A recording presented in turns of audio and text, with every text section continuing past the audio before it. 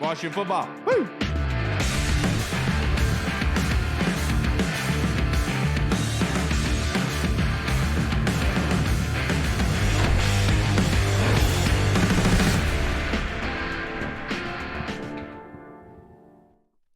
Hello, everybody, and welcome to the Burgundy Zone. I am your host, Kyle, and I am joined by my co-host, Michael Reed. But we are joined by very special guest, returning guest, Ajay Atayee, Emmy Award-winning producer that works for SportsCenter. Thank you so much for joining us tonight, Ajay. How are you feeling?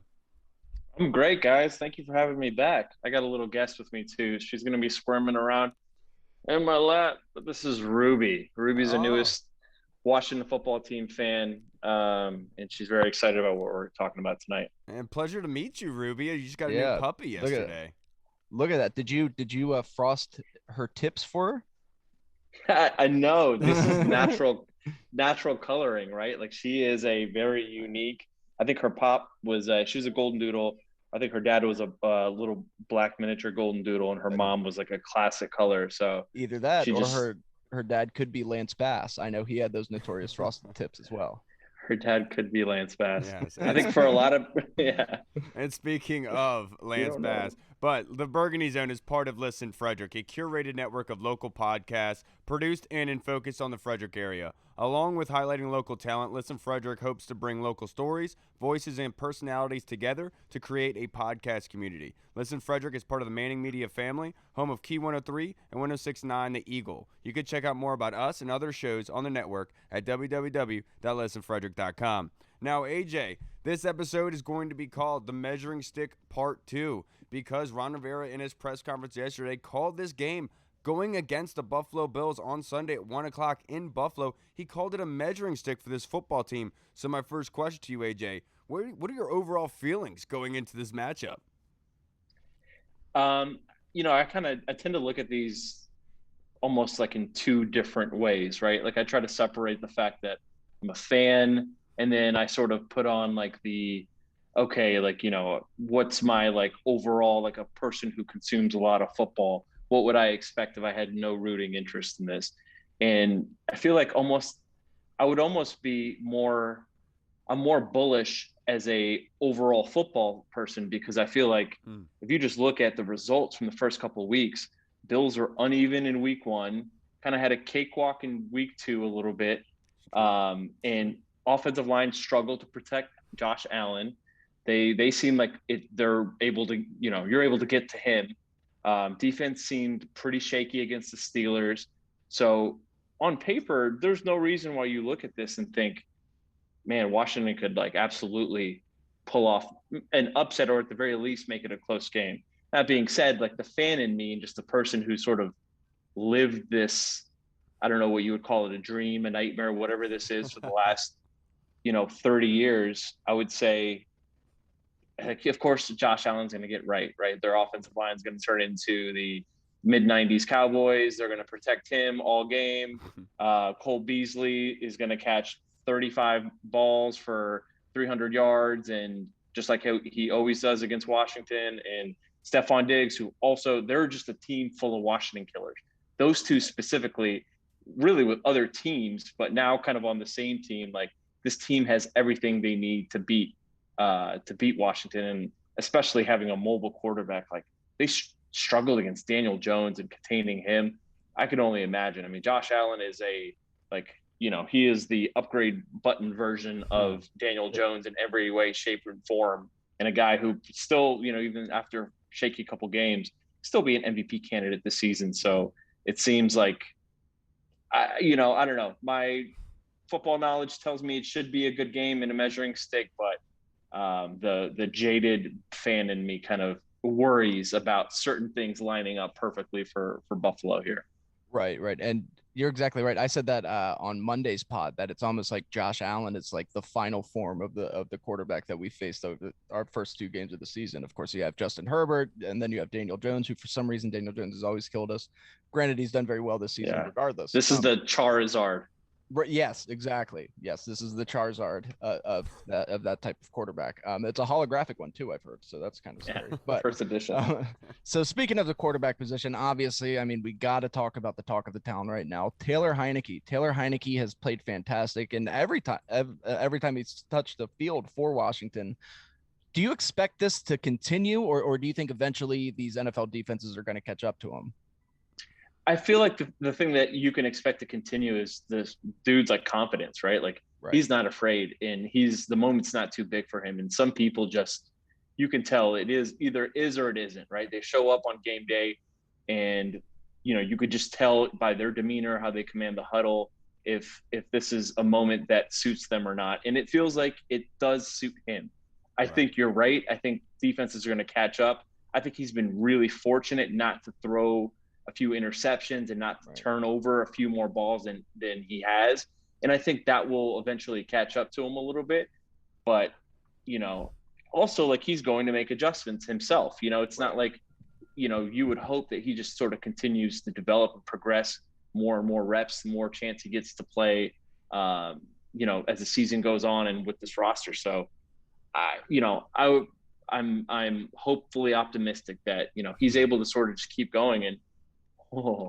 And then also if he, just like I said, getting more in the flow, and then hopefully getting Curtis Samuel back, just giving him more and more weapons. It seems like Gibson's firing on all cylinders already, and so is McLaurin. Logan Thomas could get more involved. There are a few other guys. They have the weapons. It's just sort of like unlocking it, and it seems like Heineke has the ability, or the tools at least, to do that.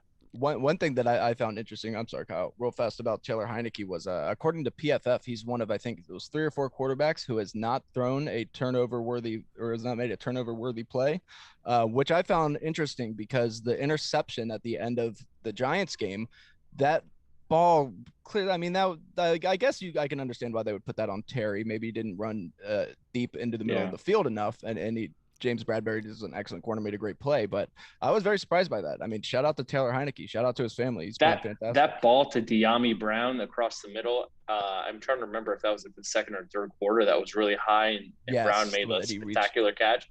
That should have been an interception. Right. I mean, most wide receivers are not going up and getting that. That was a hell of an athletic play to go get that. So I thought that was pick city, and that was in their own side of the field too. So I saw that and I was like, oh, there's a interception, easy touchdown. Here he goes. And Brown made a great play. So, but overall, I mean, I think, 1 or 2 plays aside, like, it's not like the dude's throwing up, gimme balls 50-50, playing jackpot every time he lets go of the ball. So I think that's a credit to him. And like I said, you just expect him to kind of get sharper and get more in tune with his receivers, his weapons, and hopefully just continue to improve. Yeah, and one thing about Taylor, though, I know everyone keeps saying that defenses are going to figure him out, and generally defenses will. They know how quarterbacks operate.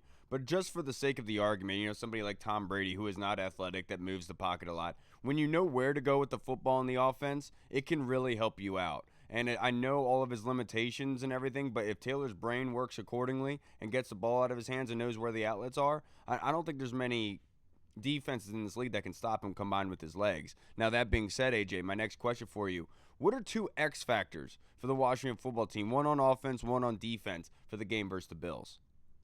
I mean, the defense is easy, right? You just got to get to Allen. You got to disrupt him. You can't let him sit back and just pick you apart. And what about players? I would say, so players individually, I mean, I kind of hate the narrative going around through fans that every little minute thing Chase Young does or doesn't do is kind of blown up and magnified and such an annoying level. Same people sort of ignore the fact that he gifted 3 sacks to other people on the defense by sort of chasing the quarterback away and kind of directly into somebody else. And just for how much attention he draws. No matter what, Chase is always going to be, him and Montez Sweat get chipped more than probably any defensive end duo in the NFL right now. So I'll avoid Chase for now, just because I think he's played fine. I don't think he has the stat number. He doesn't have the sacks registered, but the impact is there, man. And clearly it could be more consistent, but it's not like dude has just completely disappeared. 2 people I would say, not that they've played poorly or anything. I just think they'll have an awesome opportunity in this game. I think Daron Payne, I think I want to see, Payne in the backfield. You've seen that from Allen so far. He's clearly been the interior defensive lineman that's really stuck out. Really kind of, started to impose himself against the Giants. Seems like he's sort of growing as the season goes. Yeah. And but Payne is the guy I want to see. Payne's supposed to be, out of the group, he's supposed to be the most talented. And he's been a great player so far. You want to see the dominance. You want to see from occasional like plays to this dude's taking over the game, and literally they can't go through the middle or go through the left or right side because he's doing his thing. On defense, on offense, I would say, it's tough. You want to say, going to be a couple tough matchups on the outside. So I'll say, hopefully this isn't a cop-out, but I'll say slot, whether that's Humphreys or De'Ami Brown, whoever's kind of running, or Gibson or McKissick, whoever they sort of line up in the slot. I would say that person has an opportunity to help get Heineke comfortable and get him settled, give him a blanket, and then also, they're not as deep at corner, so you would think this is an opportunity for somebody other than Terry to really take over, at least in the passing game. It could also be Logan Thomas. I think Logan's been sort of quiet so far this season, but Logan, Humphreys, De'Ami, kind of between that group, I want to see one of those guys really step up and have a serious receiving threat outside of Terry. Right. Yeah, that would be fantastic. You just had to say him. You had to. Right. I thought I was going to get out of that without you saying LT. But enough about the key players. What are your keys for Washington to win this game? What do you think Washington has to either improve on from the last 2 weeks, or what do you think that they need to continue to do well? Just defensive discipline, man. It just seems like they are like losing contain on the outside. I talked to Santana Moss a lot. Me and Santana work together a lot, at NBC Sports Washington and in radio. And, we text sometimes during games. It's not like a name drop at all, but, just slight name drop. As like Logan, as a Logan person Paulson's who's my best friend, so I get it. I understand. As a person who knows and sort of, can either validate or tell me I'm like, out of my mind for certain things that I'm thinking as I'm watching a game. And he kind of agreed on everything I said. Landon Collins had an awful game that last game. Yeah. And I tend to pick on him a little bit, probably more than I should. But in terms of contain, in terms of missing tackles, in terms of missed assignments, the Slayton what should have been a touchdown to Slayton. Like, there are so many plays where you just, and I hate to say this again, I, hope nothing but the best. And I want Landon Collins to ball out and be a beast. But you remember last year, we were having the same conversation about the defense sort of being disappointing towards the beginning of the year, first 4 weeks, exactly, I think it was. Exactly. And then all of a sudden, the factor that sort of turned it was Cam Curl. Yeah. Cam Curl all of a sudden became this like stalwart on the back end that no one expected him to be.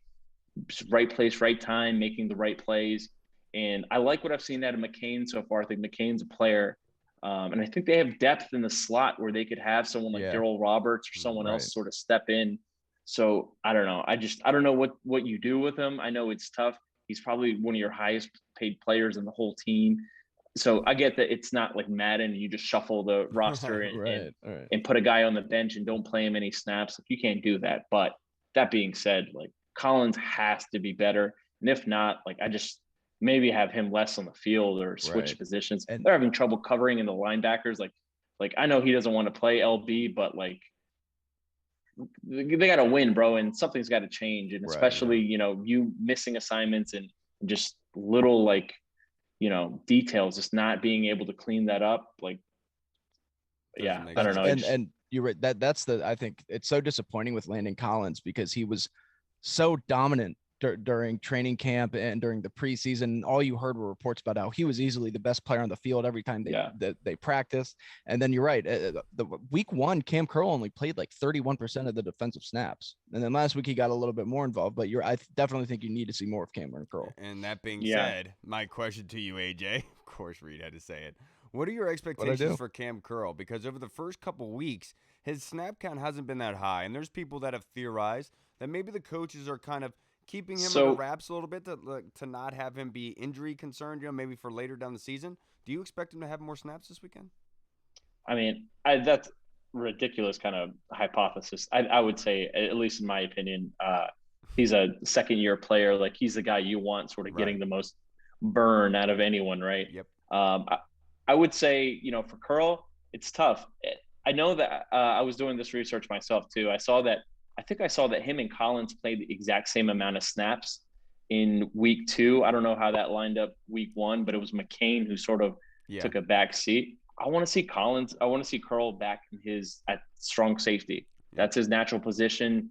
I know that some defenses don't necessarily matter between the two safeties, but it seems like in this defense that does matter. Having Cam Curl so far away from the action, just, he's not having the same impact so far in only 2 games. I know it's a small sample.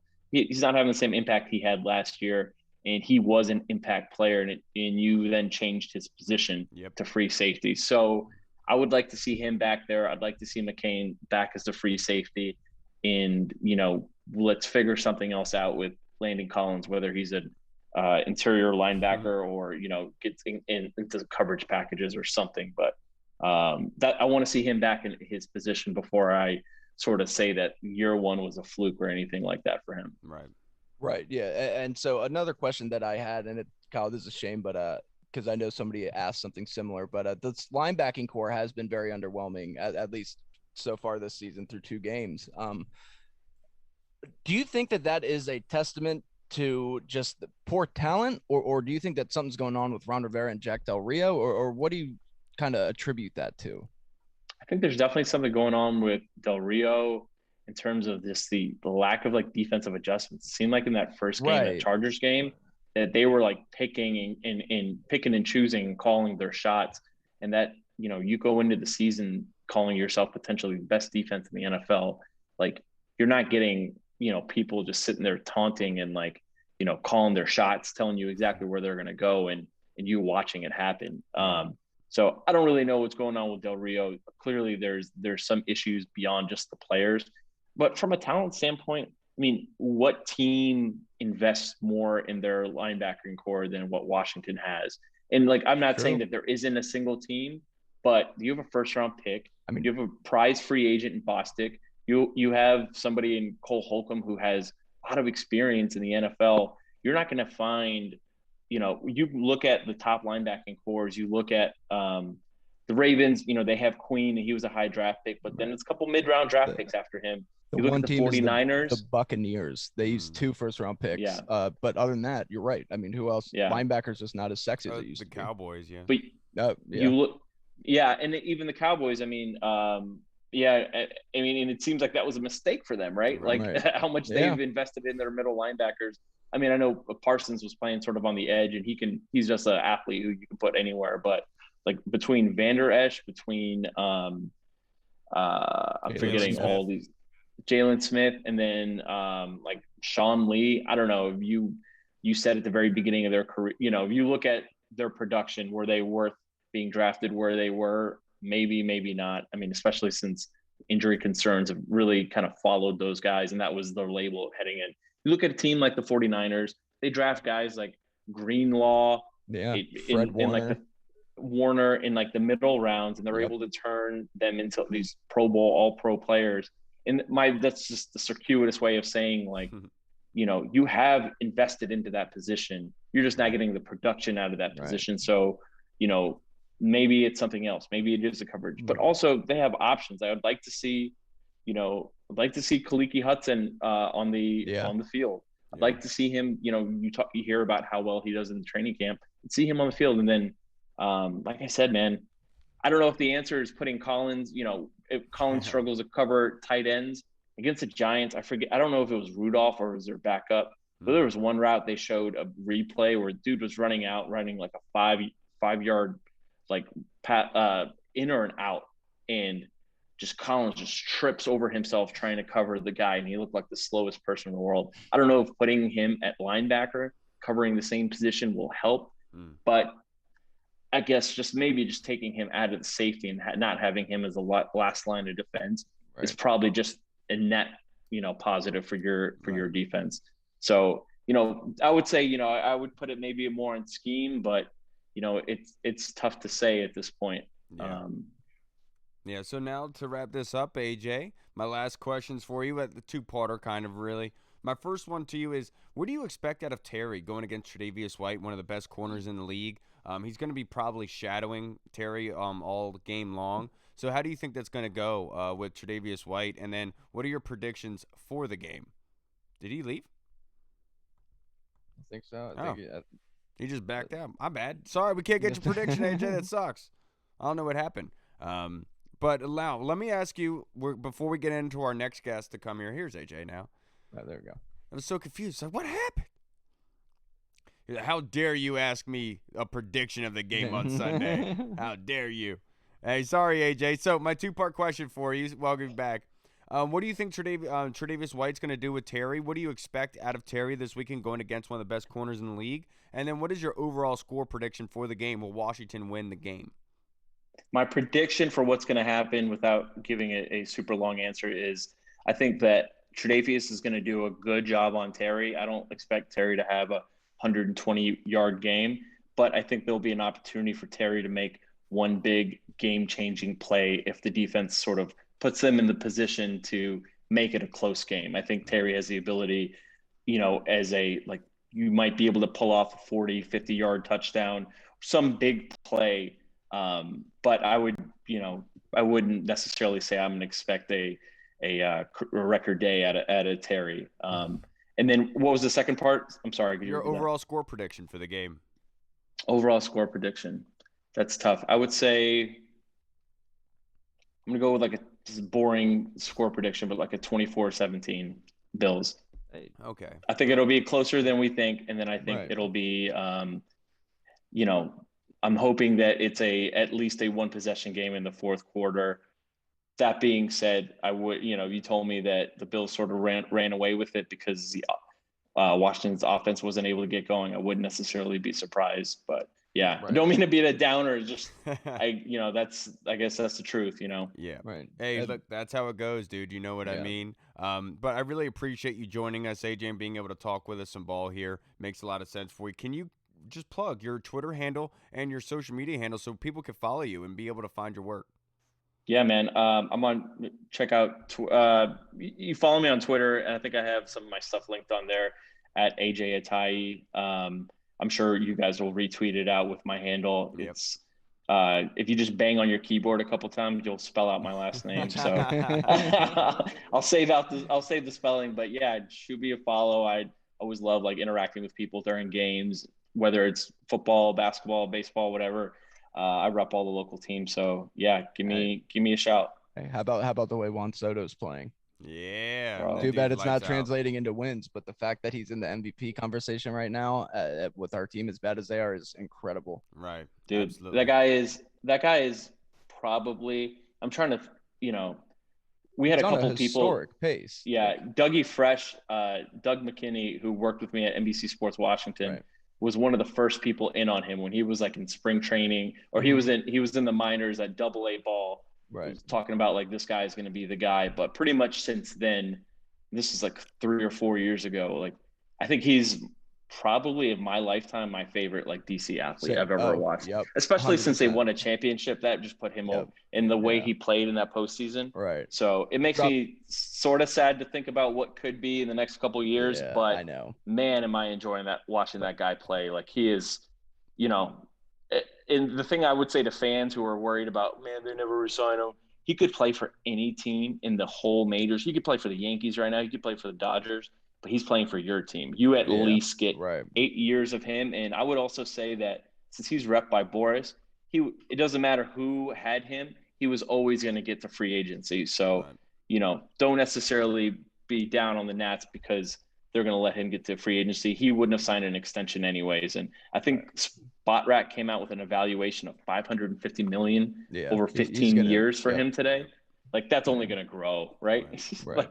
I mean, it's He should get paid that much off of the Alex Bregman imitation bat drop alone. Yeah. That was worth it. Yeah. All right, everybody. Thank you so much for joining us tonight, AJ. I hope you have a great one. We're going to get you back on here later on in the season. We can definitely talk about this game then. So can't thank you enough, AJ. I hope you enjoy your weekend, sir. All right. Appreciate you guys. Bye. All right, bye, Ruby. All right, everybody. We just spoke with the man, AJ, my dude. But now we are joined by our second guest. And I've been waiting to get this guy on, MrDCSportsDre. What is up, Dre? You know him from Maul Tell It's a podcast, the Trap or Dive podcast you can find him on. Dre, how are you doing tonight, sir? Thank you so much for joining us for the first time ever. Absolutely. I'm glad you all had me. I'm always honored whenever I can be on someone's podcast or just doing any kind of podcast. I love talking Washington football, and it's Friday night, so I feel good. Yeah, there you go. Absolutely. So, Dre, instead of this being like our typical show where we would like ask questions to the guests and everything, I would figure that you would just gel right in with us and go through our podcast like we normally would if anyone else was here, if you're cool with that. Oh, that sounds easy enough to me. All right, let's start. So let's start it out with our fan questions, and our first one is going to be from our guy Tony Franchise. So Dre, I'm going to start out with you. Tony asked, since we're playing in Buffalo, what is your favorite wing flavor? Tony's is buffalo and Parmesan garlic. He says he's that kind of guy. So what's your favorite wing flavor? Oh man, it's kind of hard. I guess it depends on where I'm going. If I'm at Buffalo Wild Wings, I always get mango habanero. If I'm cooking them at home, I'm doing jerk style. I like spicy. There you go. Oh, spicy. I like spicy too. That's why I'm more like spicy barbecue. That's like my cup of tea. You know, I'll never forget the first time I had lemon pepper wings from Wingstop. You know, it changed my life, obviously, in like 6th grade. But nothing beats spicy barbecue, man. You can have those any day of the week. Yeah. Spicy anything. Yeah, I was about to say the hotter the better, usually to me. But yeah, I mean, obviously, like you said, mango habaneros, amazing. They also have these up at Memories, Kyle. They have these cardinal wings. I think that's what they're called. And I don't even know what's on them, but they're just so good. Where's that at? Where do you get cardinal wings? This place, Memories, up in Mount Airy. Okay. Yeah, it's called Cardinal Wings or something. But I don't even know what it's like. Some sort of Asian sauce, but it's amazing. But yeah, the hotter the better. I'm gonna keep that in mind. If I'm ever around Mount Airy, I don't know why I would be over there, but if I am, get some cardinal wings. Now, our next question from Tony. I'm gonna ask this to you, Reed, first. Does it feel crazy that it feels like the linebacker position has been a failure, considering that Ron and Jack are former linebackers? For me, yeah. I mean, I guess you could say so, and that's just because of them being former linebackers. And it's disappointing. Like even this past offseason, we already knew the linebacker was the weakest position group going in, and we only added one guy. And that one guy, he's going to take time to develop. But at the same time, I'm not going to kill him over it. I think it's a fair criticism to say, that so far you would have thought the linebacker crew would have been overhauled, because you look at the rest of the position groups on the team, a lot of like the wide receiver group. Look at what it was last year and what it is this year. We've already upgraded that unit severely. So you would have thought the linebacker would have got some more attention, being that those guys are former linebackers. Yeah, I don't want to consider it a failure, to be perfectly honest, because it's a work in progress. A lot of the people don't understand, with the NFL season, it's a meat grinder. When you start the season, you don't end the same way. You have to grow through a natural growing process. Just like last season, at the start of last year, nobody knew who Cam Curl was. Nobody expected that he was going to be a superstar, but that's what the season produced based on injuries to Landon Collins and stuff like that. So you never know what's going to happen in the linebacking core. But I will say, is it disheartening that the linebackers are not playing better than they should be? Yes, of course. But we knew that this was a weakness going into this matchup, into this season, that people were going to exploit the linebackers. And obviously that they put too much confidence in John Bostic, putting him out in space, and teams were picking on him, to be perfectly honest. So now they have to adjust, and Jamin Davis is coming along really, really well. Don't give up hope just yet, Tony, linebacker core. I think they're going to be really good.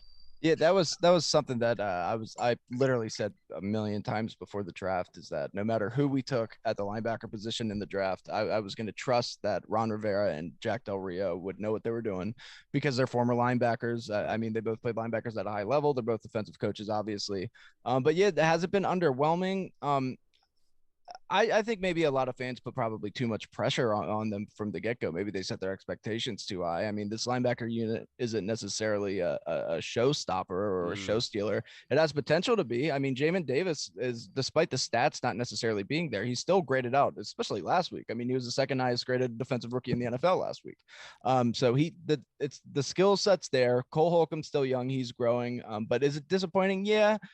but I think the defense as a whole has just been disappointing in general. So yeah, I will agree with you there. Now I'm gonna keep it with you, Reed, because I want Dre to finish last with this one, because I feel like he's gonna have a really good answer for this. Oh, thanks, Kyle. Meese 21 wants to know who is to blame for the defensive struggles, Del Rio or the play of the defense? Essentially, what we were just talking about. That's tough.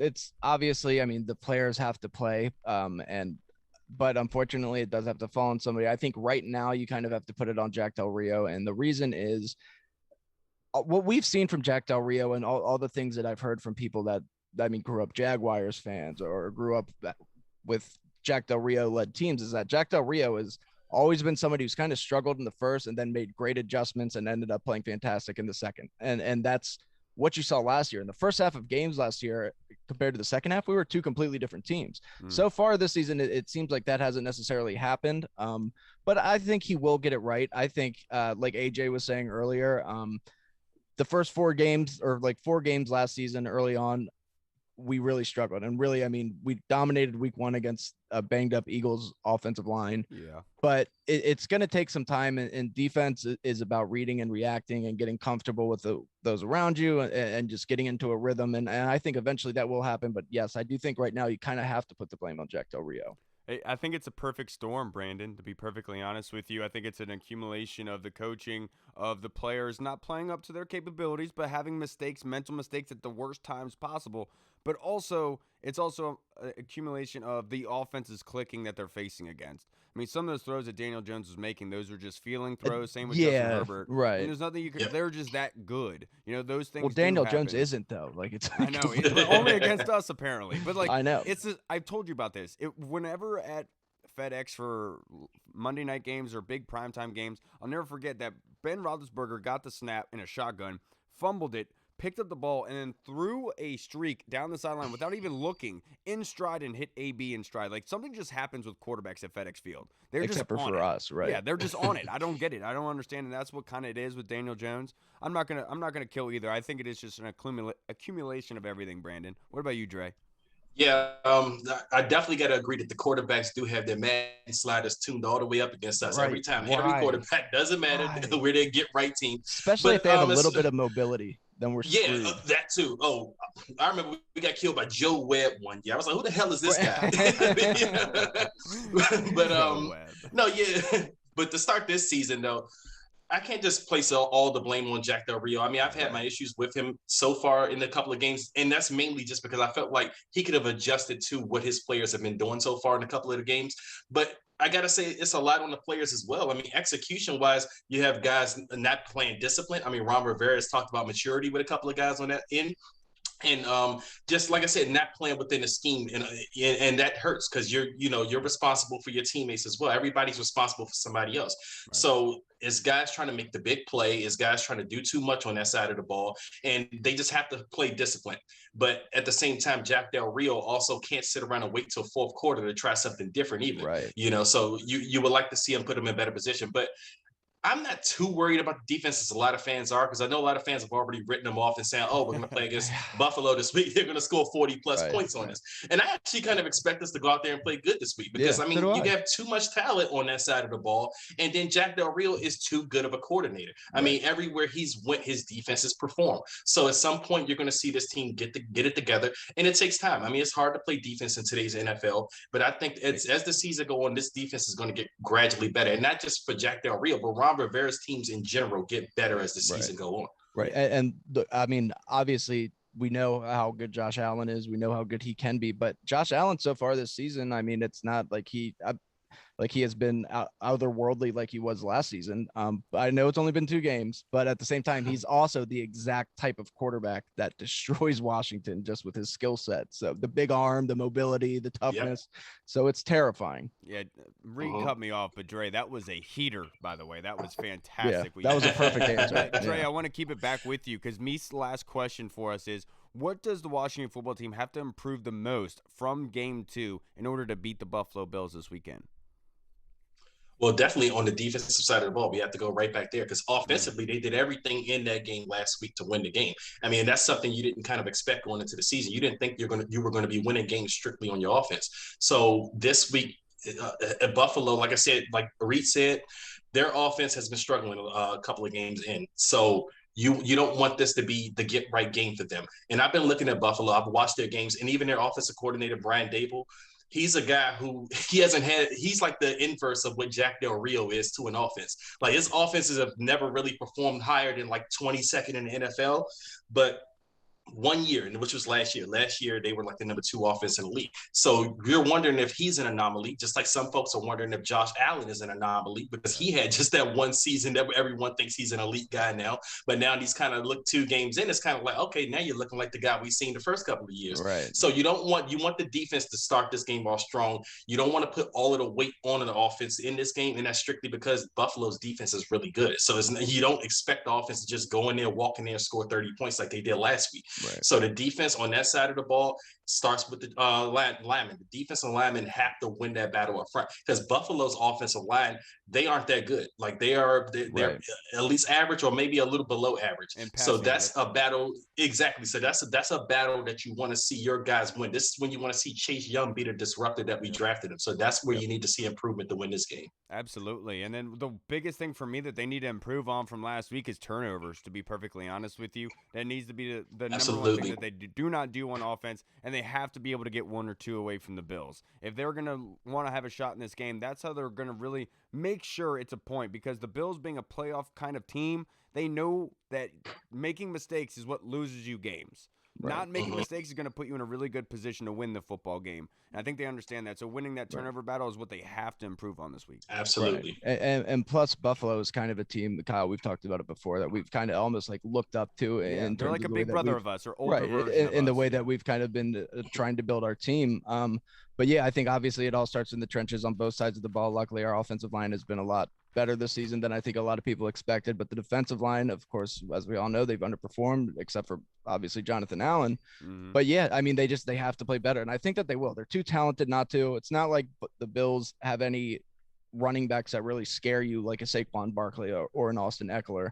So I think that as long as you can play the run on the way to the quarterback, like Ron Rivera says, I really think that they should have success, because they're Chase Young, Montez Sweat, Deron Payne. These guys, they're just too talented not to. They're too talented. Yeah, absolutely. Now let's move on to our next question. Scott Hartley in the UK. He wants to know, do we need to calm down on the Taylor Heineke hype train, or do we need to drink the Kool-Aid, Reed? So let's see. Look, of course it's fun to get on this Taylor Heineke hype train, and Taylor Heineke has, I think, shocked all of us. He's played very well, but I've said it before. People just got to relax a little bit. Just enjoy what's happening right now, because I mean, if you recall 2 seasons ago in Carolina, Kyle Allen played out of this world for a pretty long stretch, right? I think it was like 5 or 6 games, and then he got brought back down to earth. So that happens. Will it happen to Taylor? I don't know. But I hope not, obviously. I mean, but let's cool off on calling him our Kurt Warner or our Tony Romo. Like, it's just pump the brakes. But he has been playing very well. I've been very impressed, and I do like what I'm seeing, and I want to continue to see more from him, because I think that dude does have a tremendous skill set. I think he's got the moxie, he's got the poison, plus he just looks good out there doing it. He's a stylish quarterback. So, look, people do need to pump the brakes a little bit. Yes. Last time that many people drank the Kool-Aid was with Jim Jones, I think, and they all ended up dying in that cult. So don't do that. My goodness. I think that we do need to calm down. Just people are going to be excited. They should be excited. There always are in this town about the quarterback position. But the one thing Taylor needs to show is consistency. I believed in this kid ever since we brought him over. I thought that this was the right move for the football team to bring him back. I thought he earned it. I'm glad he's got the ability to do so now. He did really well week 2. He did well week 1 too when he came in, but I need to see the consistency. And this is not only a huge test for the Washington football team, but it's a gigantic, enormous test for Taylor Heineke, because this is one of those things where it's like a sink or swim type of thing. If Taylor comes out and plays well, he knows that he can play with anybody in this league. There is no excuses that people could come out and say, well, he only played the Giants defense. They're not that good. If you come out and play well against the Bills, there's going to be a lot of people saying, man, this kid is legit. So this is a huge test for Taylor without a freaking doubt, in my opinion. What about you, Dre? I have to agree with you both. Like I said, with the Jim Zorn, I always say stay medium. In this case, you want to stay medium. But in Taylor, the one time you want to take Jim Zorn's right, advice, the only time I'll ever quote him.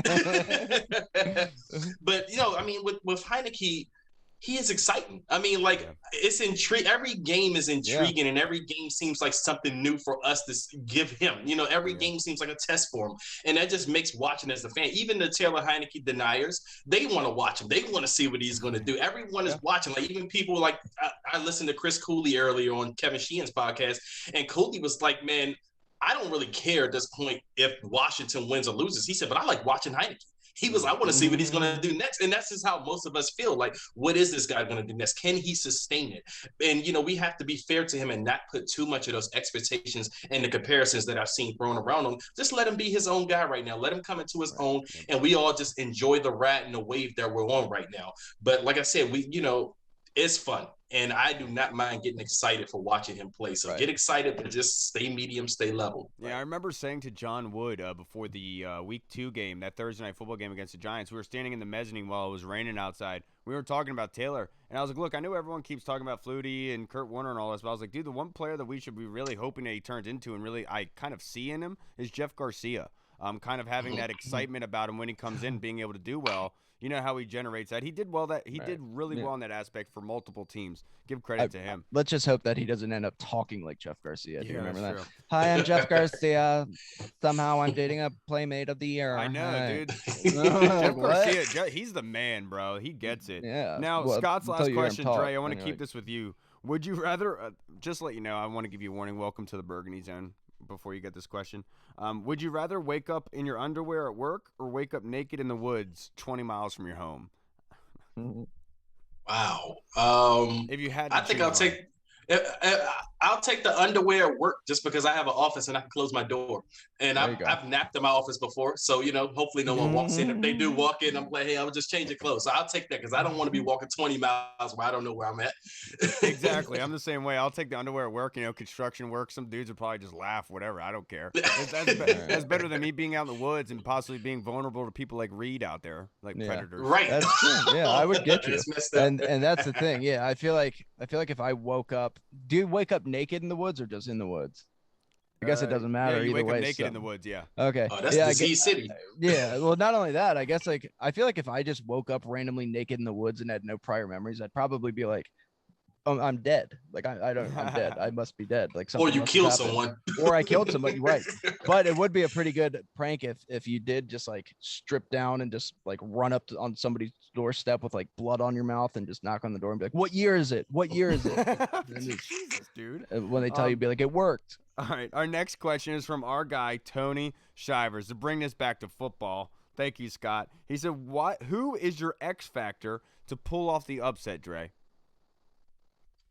X factor to pull off the upset, I'm going to go with my guy Diami Brown having a breakout game. I think he may get one big one this game.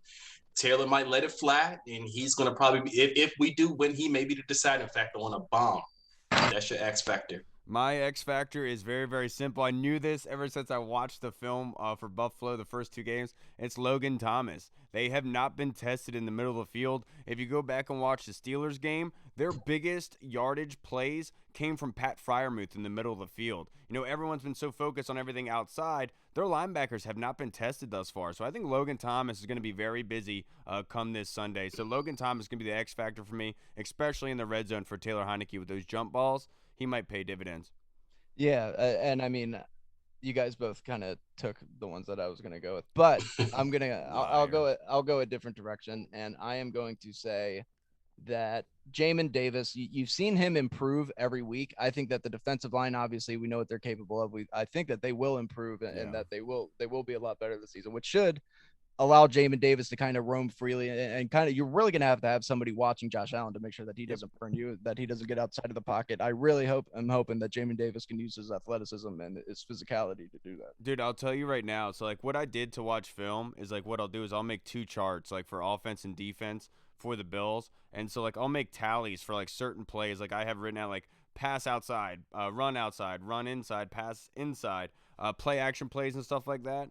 And I'm telling you, their quarterback runs for Buffalo are absolutely insane. It's like the number 1 moneymaker for their offense right now. You're 100% right. That is the point of emphasis. Now, to keep this on the game, the Colonel wants to know, how big of a factor is Curtis Samuel's absence for our offense, Dre? Right now, I think it is a factor, but I don't think we've missed them too much yet. I mean, because the offense has been free flowing. The first game, I felt like the game plan was more so to get Antonio Gibson involved, which they did. And then two, the pass blocking was horrendous in that game. So they couldn't do too many long development plays. We had to go with a more quick rushing game, quick passing game.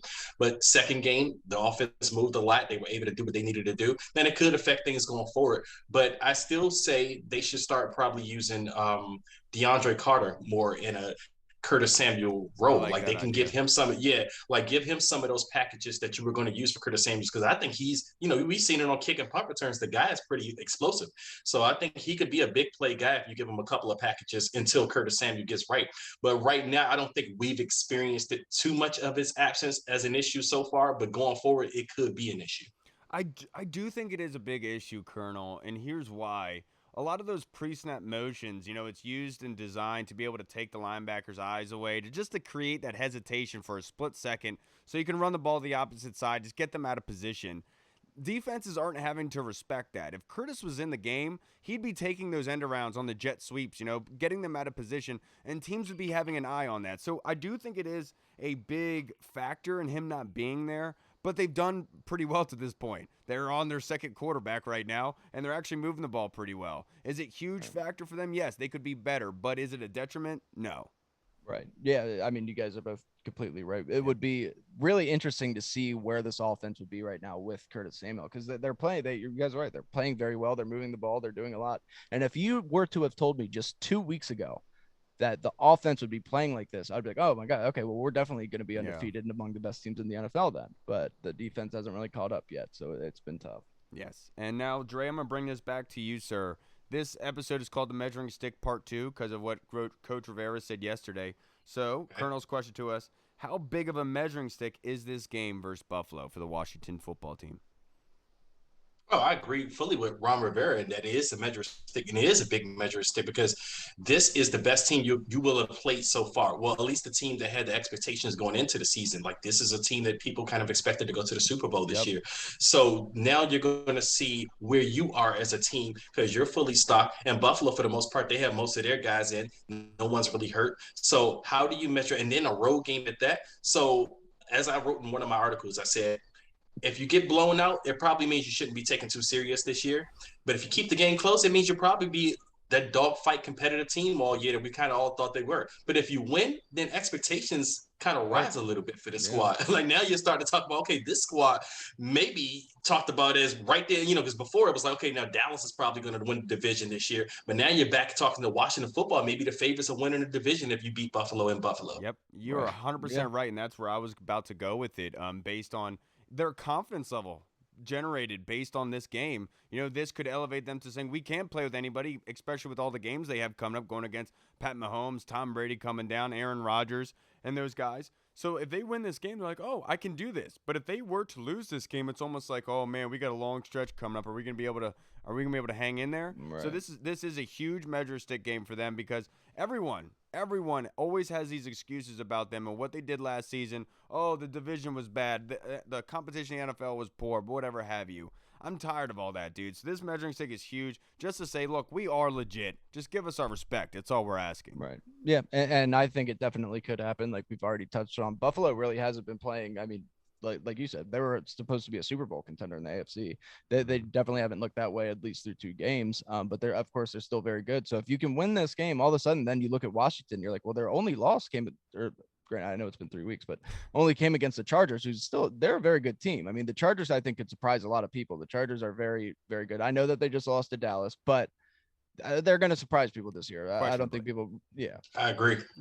So then all of a sudden, Washington, you're like, okay, they must be a pretty good team. I mean, they just snapped a big losing streak against the Giants, a division rival, at home on Thursday Night Football in prime time in dramatic fashion. Like this team has a quarterback that's playing fantastic. So all of a sudden, I would imagine we'd be taken seriously. That's just how I think the games are going to go this year for this team. It's just going to be grinded out wins. There aren't going to be any convincing ones or anything. They won't be getting blown out. This is just how it's going to go. Right. Now the last question from the Colonel. I'm going to keep Rivera team with you, Andre, to kind of keep this with the overall NFL and fantasy football landscape. Looking into this before we get into our predictions for the game on Sunday, because we got some submissions here.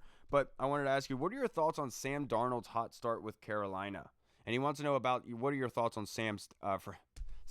Matthew Stafford as well?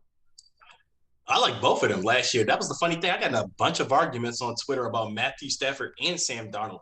Like, a lot of people, they don't have vision outside of what's in front of them. Like, if they look at your situation like Sam Darnold with the Jets and Matthew Stafford with the Detroit Lions, neither one of those teams have done anything. So a lot of people measure quarterbacks status on wins and losses, which is a horrible thing to rate things because sometimes you're just in a poor situation. Like, how much do you expect Sam Darnold to win with Adam Gase? I mean, this guy's he's been terrible as a head coach, but and it was just a poor situation for Darnold coming in. But everyone saw Darnold's talent at USC, and just like Matthew Stafford has been one of the better quarterbacks in the league for years now. I mean, you can see the arm talent, he has talent, but it was just a bad situation in Detroit. Detroit just doesn't win. It doesn't matter who they have; they just really don't win.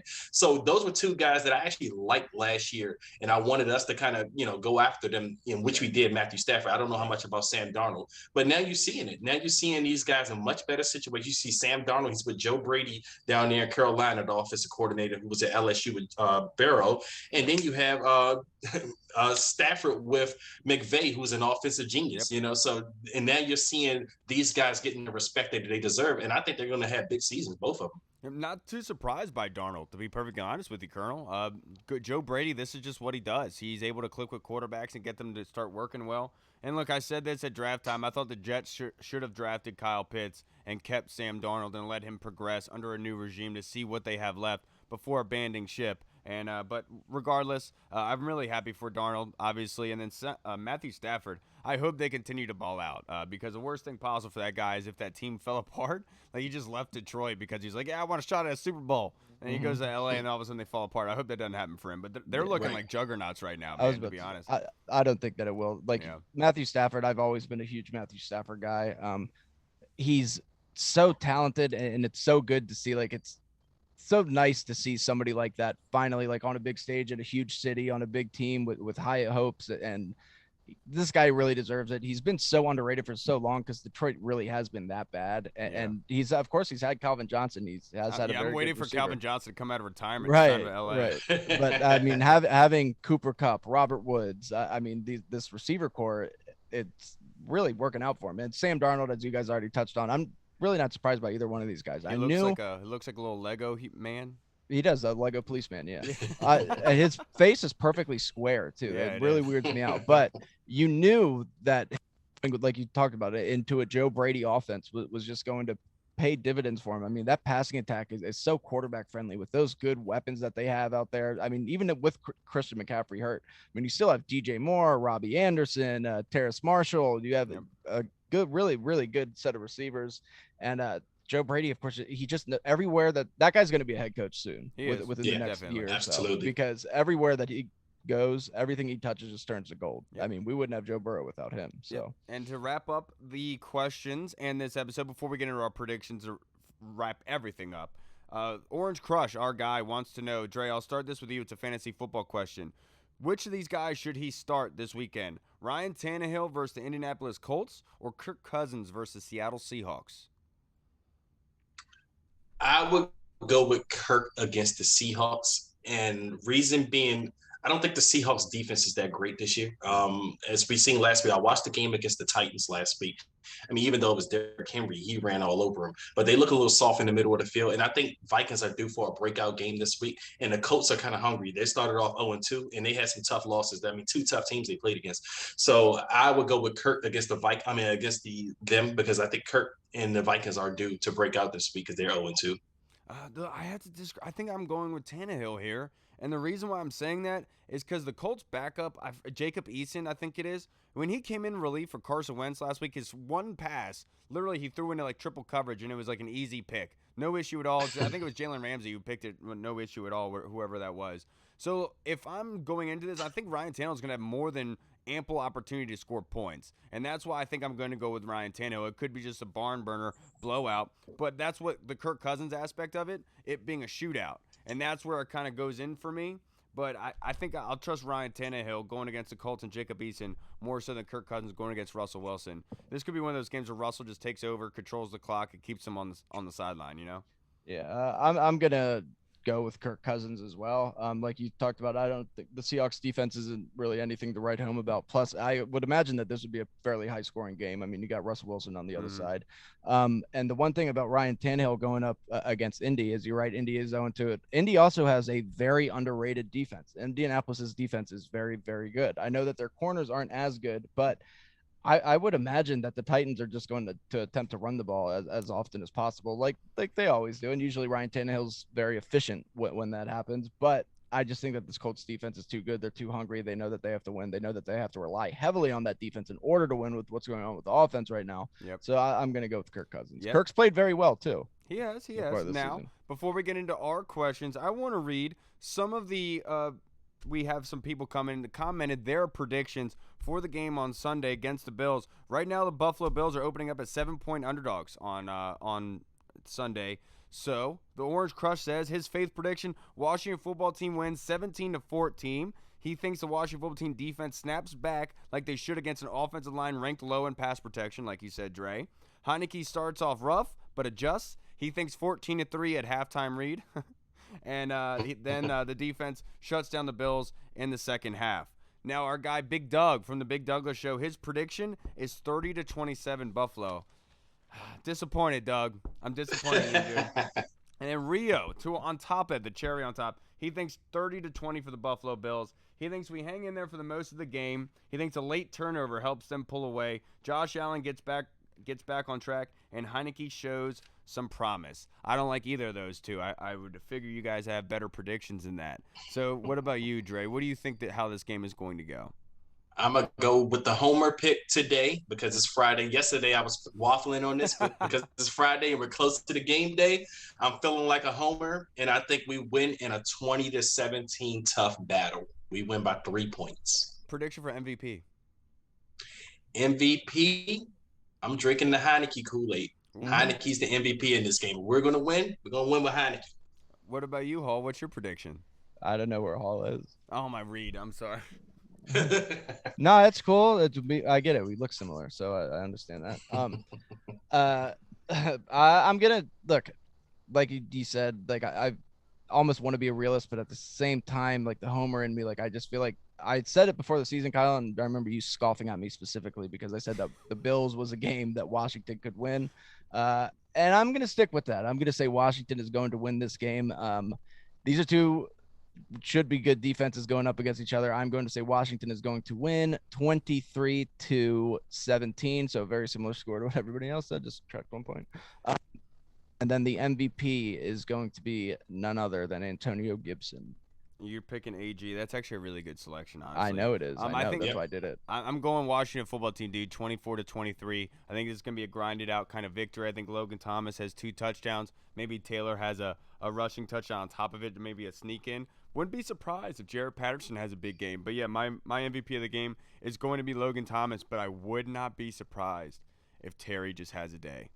Just because, like, Terry has so much improved this year. Everyone has so much to talk. Could you imagine if he had a 100-yard game on Tre'Davious White shadowing him? Oh, if they put Levi Wallace on him, then it's going to be crazy. Oh, he got picked apart, dude. Yeah, they better not. Yep. Like, as a football fan, if the Bills did that, I would be pissed. I would just be like, what are you doing? Why? I mean, give it to me, of course, but like, God damn, that sucks. Yeah, please. Yeah. And last thing before we get out of here, I will say, Washington football team, like you said earlier, Dre, or in Reed, they need to have a spy on Josh Allen. That is going to be the one thing that extends their drives. It's the one thing that's killed us. You know, if you make all the charts of what happened for the Bills that worked well for them against the Steelers and what did not go well for the Washington football team against the Giants, it was a quarterback running the football. So that's going to be a huge point of emphasis for the Bills. If they want to win this football game, they got to be able to nullify Josh Allen on the ground. All right, thank you so much for joining us for this episode, everybody. Dre, I can't thank you enough for hopping on with us. I know Hall's not here. We had a big company crab feast party that happens every year. I didn't go because I didn't want to go. But that Hall was there, and he got back late, and that's why he's not on here. But, Dre, I really wanted to appreciate and say thank you for joining us. And want to have some news breaking that I wanted to reach out. And I like Dre's writing so much. I asked if he wanted to contribute for the BurgundyZone.com, and I think we're happy to announce that Dre from now on will be contributing to our new website. Thank you so Yes, much. I will. Dre. There you go. Yes, I will. Appreciate There you you all go. for even extending the offer to me, man. Yeah, just stay on top of them and make sure that they put out your articles, because I sent mine in about a month ago and it still hasn't been put out. I'll get It's a waiting list. I put in part 7. Yeah, it's just because it's just because Reed. I know. Winters just doesn't like what you're putting out there. No, to be seriously honest, I told Jamal Dre that I really do like your answers and the way you answer things, because I feel like you think about and answer things in ways that other people don't, if that makes any sense. And so I like the way you think. And I told him you're very, very intelligent, and you solidified that today, sir. And it's an honor for you to come right for us, because I think you're going to make us 10 times better than we are now. Yeah, I'm very Hey man, excited. I appreciate it. I'm excited to be on with you all, because like I said, this was great, man. This was smooth. I love what y'all doing here, man. Y'all doing some good stuff here. Y'all both smart dudes, and we had Hall on our show before too. Hall is a great dude as well, man. So y'all doing your thing, man, and I'm happy to join you all. I appreciate it, dude. I can't thank you enough. And also, if you want to plug your Twitter handle and everything, I know that you are on the Trapper Dive podcast with Jamal, who you can find at Maul Tell It if you look up on Twitter. But if you want to plug your handle as well, so people can follow your work, brother. Yes, absolutely. Like he said, you can find me on the Trapper Dive podcast with Jamal, and also on Twitter. You can find me at DCSportsDre. Hey, there we go. All right, everybody. It's good. Have a good weekend. Be safe. Everyone traveling to Buffalo, make sure you're repping us hard. Watch your football team. Let's go get this dub that no one is expecting us to get, except for the crazies like myself here in D.C. All right, everybody. We'll see you on Monday. Have a good time watching the football. Woo! Hey, what's up, everybody? It's Kyle. I just wanted to say thank you so much for watching. And if you liked what you saw, make sure you hit the subscribe button and the notification bell. That way you get notified when anything new is uploaded to the channel. Also, we just launched theburgundyzone.com. You can go there and find all of our latest news, articles, and the latest episodes that are uploaded. Again, we also have the Discord chat server, where all of our VIP folks are in, like Andy Burrows, Scott Hartley, Sergio Martin is in there as well. Don't miss out on the Discord chat server. Go and check that out. Until next time, everybody, Washington football. Woo!